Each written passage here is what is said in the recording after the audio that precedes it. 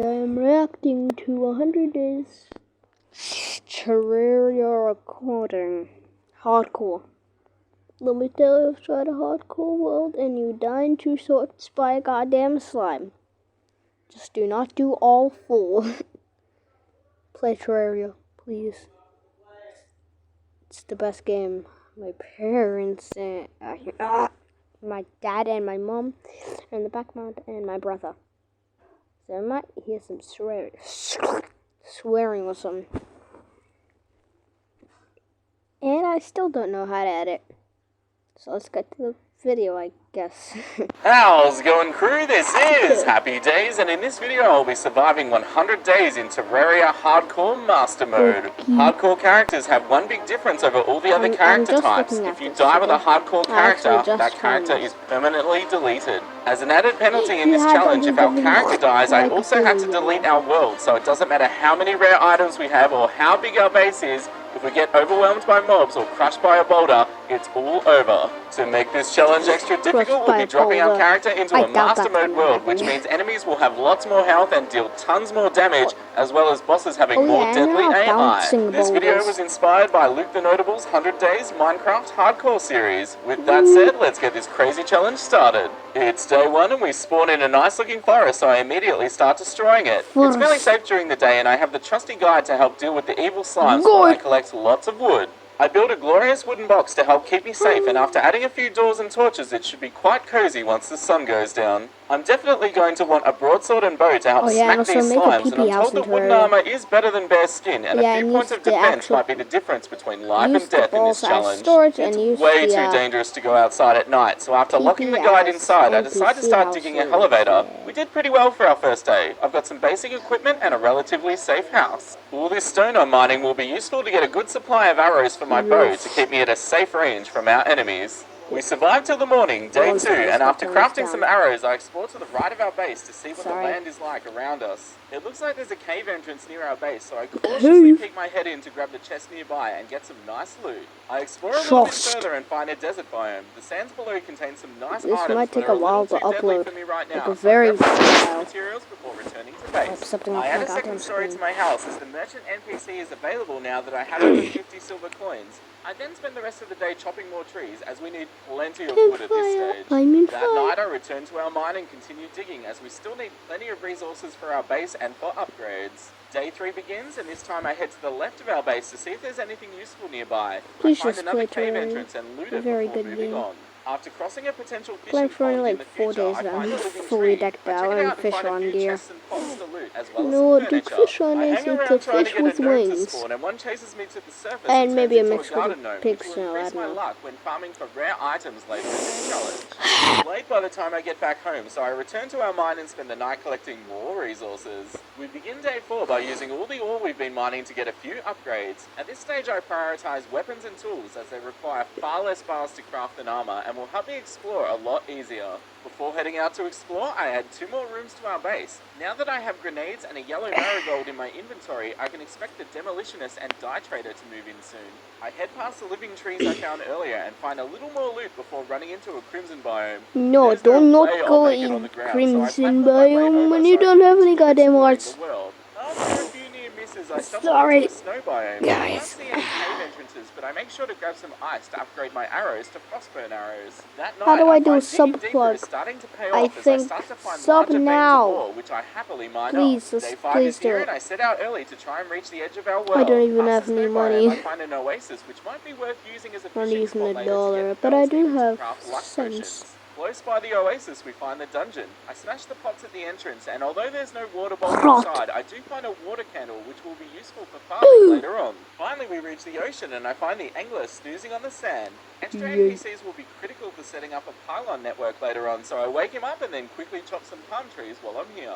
To help me manage my time, I craft a silver watch before adding another 2 rooms to our base. When I'm underground, it's kind of hard to tell how long I've been down there, so the watch will help me better plan out my days. That night, I can't believe my eyes as we find our first life crystal. I then continue mining up ores in preparation of our first underground mission. Early on day 6, I upgrade to a lead helmet and silver greaves, and I even have enough rubies to craft a gem hook. I decide to ride an abandoned minecart track that goes through my elevator, as this should help me avoid traps and lead to several underground cabins. It's really nerve-wracking exploring such a dangerous area with low hit points, but eventually I find some loot, including a band of regen and a magic mirror. I see the blue glow of an underground mushroom biome, but I decide not to push my luck and head back and mine all the ore I passed along the way.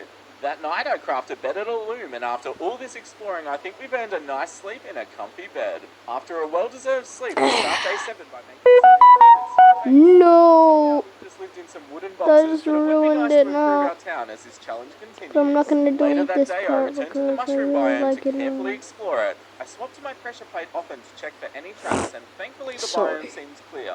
We get a ton of glowing mushrooms, as well as 2 life crystals for our trouble, so this was definitely worth checking out. Oh yeah, and you I should spend the rest try of the day out the totally ring. clearing Just the biome out of try resources to beat before it. heading to bed later that Try. night. I start day 8 by once again destroying the forest I around doubt me. you will At this rate, die we're going to be able to within start the tackling next some 2 of the early seconds of bosses playing and it. events like King Slime and the Goblin It's the hardest Army game. soon. Before that, however, Maybe we on need to Earth. prepare the surrounding area to have a nice even surface to run on. It would be a total disaster to get caught on uneven ground while trying to escape mobs or a boss and die because of a block of dirt sticking out. It takes me most of the day, but now we have a nice clean slate to start building mob and boss arenas on. That night while I'm mining, I find the stylist trapped in the spider biome. So many NPCs will be able to start to build our second base soon. I set out early on day 9 to explore the other edge of our world. I come across another living tree and quickly loot all the chests inside. We then stumble across a jungle biome. As tempted as I am to try and explore inside, it is certain death without better weapons, so I use the old platform trick from earlier to go over it. The jungle biome is right alongside a crimson biome, so I keep the platform bridge going, and slowly but surely we manage to get through. Soon enough we find the ocean, and after cutting down a few more palm trees, I YOLO into the water and grab a sea chest before falling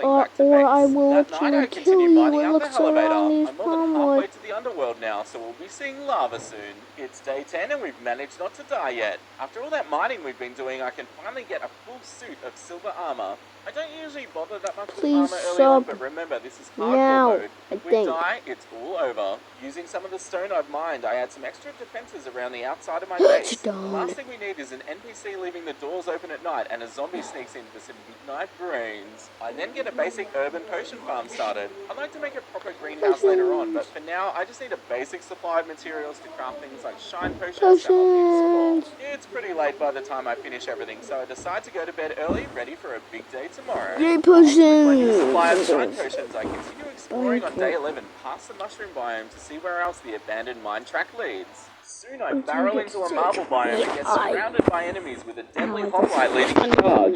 I barely escaped with my life and locked myself in an underground cavern to heal up Later on, I found another hoplite guarding 2 life crystals, but thankfully this one is alone, so I can deal with him and claim my prizes. That night I felt an evil presence watching me, but there is no way I'm ready for a boss fight, so I quickly fled underground and worked on my elevator some more. I mightn't be ready for a boss fight just yet, but I definitely think the goblins are getting within my reach, so I start day 12 by heading past the dungeon to farm some goblin scouts. Goblin scouts are an uncommon enemy type, but the water candle we got earlier helps boost the spawn rate, so I spend the afternoon chopping some trees, fighting scouts, and collecting gel. That night, armed with sticky bombs, I start clearing an area out in the cavern layer that I think will be a perfect spot for our next base. Day 13 begins with me taking to the sky the gravitation potion I found while exploring. The first island we find contains a pair of fledgling wings, which is a huge find, as it means I can't die from fall damage while wearing them. Our next island contains a massive score as we open a chest to find a legendary Star Fury. If we find some feral claws in the jungle, this weapon will be an absolute beast. I try to find a third island, but the harpies are slowly starting to build up, and considering I already have some nice loot, it's time to move on. That night, I continue mining to get some more resources for our next base. It's raining at the start of day 14, but thankfully we can deal with the slightly stronger rain enemies now. As we're about to fight the goblins, I start to prepare a basic arena to the left of my base. I have to be careful, as once the goblins are summoned, they won't stop attacking until I either defeat them or I die. I dig a small pit for them to fall into and build a safety box above it in case the goblin archer fire gets too much. I place a few campfires around and fingers crossed I've done enough for the upcoming battle. Once it gets dark, I start landscaping a comfy area for our cabin base. I even found a huge pool of water at the bottom which will make a perfect fishing spot. Day 15 is here and it's time for our first big battle. I buy a bunch of grenades from the demolitionists and craft some iron skin, regeneration and swiftness potions and summon the goblin army. The main dangers are the goblin archers and sorcerers, as they deal big damage in master mode for this early in the game, and they tend to stack up, so you have to avoid multiple projectiles from all angles. I do have a few near misses as my health drops low a few times, but our grappling hook and wings help me quickly escape certain doom. The battle goes on for most of the day, but eventually the goblins are defeated, which means I can now find the goblin tinkerer NPC underground. That night I take it easy with some more mining underground and even find another life crystal along the way. I start day 16 by opening all the herb bags we've collected on our journey. I need fire blossom to make obsidian skin potions, which I'll need for today's mission. Today I want to finish off our elevator to the underworld so I can start to work on new projects during the night time. And it takes most of the day, but later that night we bust through the last of the ash blocks and we finally reach the underworld. Day 17 starts with a surprise as I find the bound goblin being attacked by the evil hoplites. I frantically swing my Star Fury, hoping the goblin survives, and soon enough the hoplites fall. I grab a pair of rocket boots and a tinkerer's workshop before continuing on.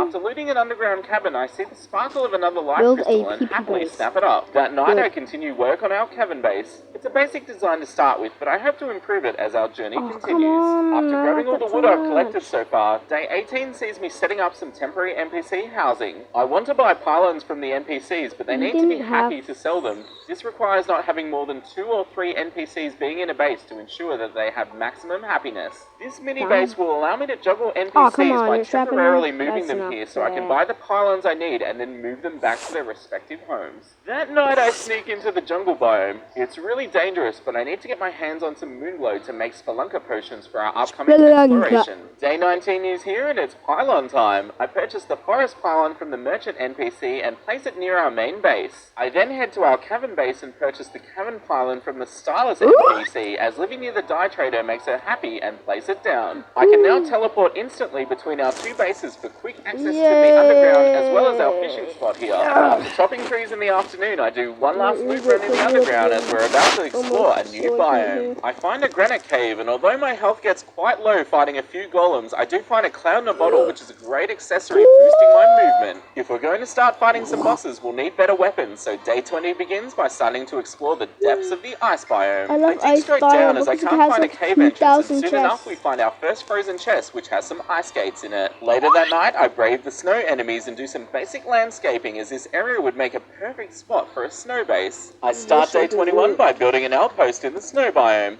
Having extra pylons around the world will help save a lot of time by allowing me to teleport around our world. I'm just starting the roof as it's getting dark. It's far easier to build during the daylight, so I put my materials away and return to the underground ice crystal before looting. As I continue to mine down, my spelunker potion spot